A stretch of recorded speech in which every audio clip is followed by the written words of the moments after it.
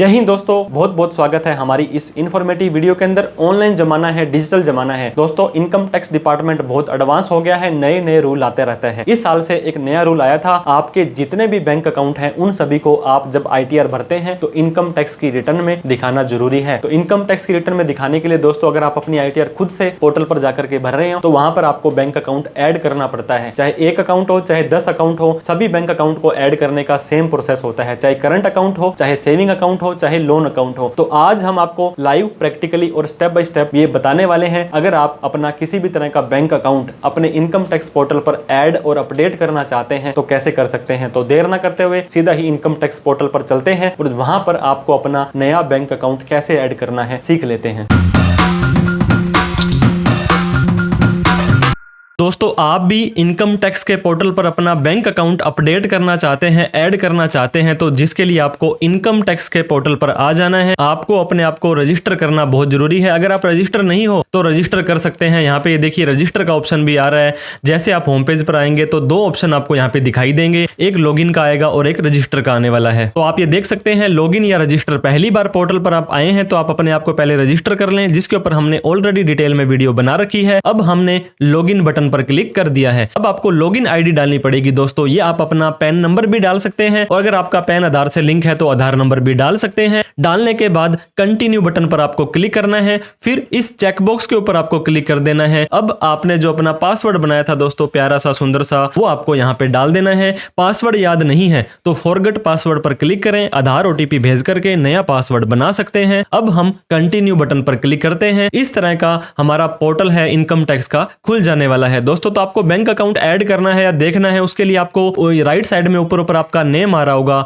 इसके ऊपर आपको क्लिक करना है। क्लिक करने के बाद आप फर्स्ट ऑप्शन माई प्रोफाइल आपको दिख रहा होगा, जिसके ऊपर आपको सिंपली क्लिक कर देना है। जैसे ही माई प्रोफाइल आप खोलते हैं तो पर्सनल डिटेल और काफी सारी डिटेल आपकी यहाँ पे आ जाएगी। लेफ्ट साइड में दोस्तों माई बैंक अकाउंट पहला ऑप्शन ही आपको दिखाई दे रहा है, जिसके ऊपर आपने क्लिक कर देना है। दोस्तों एडेड बैंक अकाउंट जितने भी आपके बैंक है ऐड कर रखे हैं ऑलरेडी, यहाँ पे आएंगे। तो आपने ऐड तो किए थे लेकिन वो फेल्ड हो गए किसी भी कारण से, वो यहाँ आएंगे। और आपने अपने बैंक अकाउंट जो यहाँ से हटा दिए हैं वो यहाँ पे आएंगे। ये कुछ नोट्स दिए गए हैं, इनको भी आप आराम से पढ़ लें, क्योंकि आपके पैन कार्ड में जो नाम है वही बैंक में होना चाहिए, बैंक में पैन नंबर अपडेट होना चाहिए, आपका रेजिडेंशियल स्टेटस, जो अकाउंट का टाइप है, सब कुछ सही डालना है आपको। तो अब यहाँ पे ऐड बैंक अकाउंट का ऑप्शन हमारे पास आ रहा है, इसको हम सिंपली क्लिक कर देंगे। अब हमें यहाँ पे हमारा अकाउंट नंबर डालना है।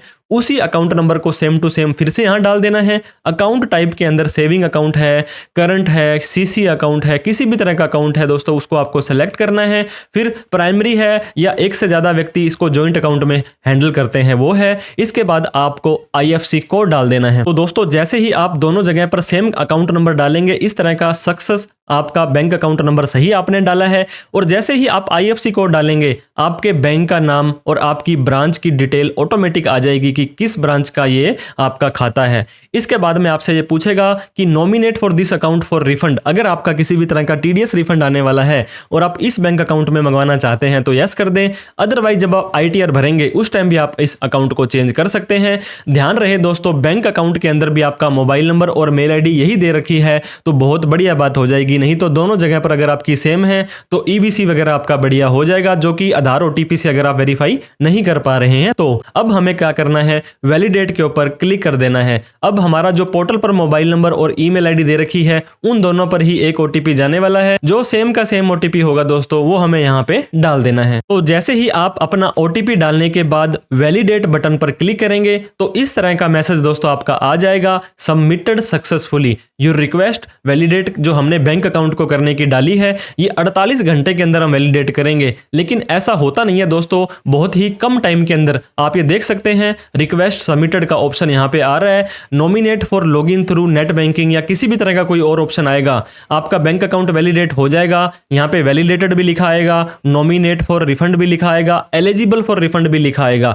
अगर आपका ये बैंक अकाउंट फेल्ड हो जाता है तो ये दूसरे वाले कॉलम में यहाँ पे आ जाएगा। इसका क्या मतलब हुआ कि आपके बैंक अकाउंट में पैन नंबर या नाम की स्पेलिंग या डेट ऑफ बर्थ है वो इनकम टैक्स के पोर्टल से मैच नहीं खाती है। तो इस तरह से आप अपना बैंक अकाउंट है दोस्तों इनकम टैक्स के पोर्टल पर ऐड कर सकते हैं। आपके जितने भी बैंक अकाउंट है 1, 2, 5, 10 एज पर रूल आपको सभी के सभी बैंक अकाउंट यहाँ पे ऐड कर देने हैं।